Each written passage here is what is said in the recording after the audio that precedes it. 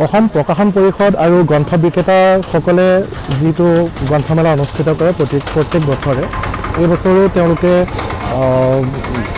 অলপ উলহ মালহেৰে গ্ৰন্থ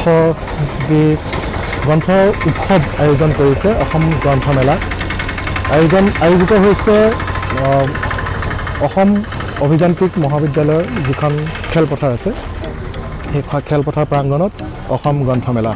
আহকচোন আমি ভিতৰত যাওঁ আৰু এগৰাকী গ্ৰন্থ বিক্ৰেতাৰ লগত কথোপকথন হওঁ। আহক ভিডিঅ'টো চাওক আৰু উপভোগ কৰক শেষলৈকে।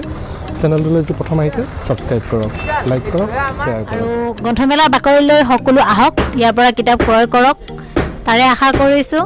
আমাৰ বিপণী আছে শংকৰদেৱ প্ৰকাশন আৰু গ্ৰন্থবাৰ্তা, তালৈকো আহক। সকলো ধৰণৰ কিতাপ ইয়াত পাব, নতুন পুৰণি লেখক লেখিকা সকলোৱে আহি ইয়াৰ পৰা কিতাপ কিনিলে বা সকলোৱে পঢ়িলে আমি ভাল পাম। কাৰণ এতিয়াতো কিতাপ পঢ়াৰ দিন, যিটো আমি দেখিছোঁ কিছুমান নৱ প্ৰজন্মই কিতাপ পঢ়াৰ পৰা বিৰত আছে আৰু সেইখিনিও আহক, আমাৰ অসমীয়া ভাষাটোক আগুৱাই লৈ যাওক, তাৰে কামনা কৰিছোঁ।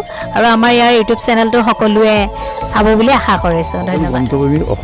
অসমবাসী ৰাইজ গ্ৰন্থমেলালৈ আহক আৰু আপোনালোকৰ গ্ৰন্থসমূহ উপভোগ কৰকহি, এই মোৰ কামনা।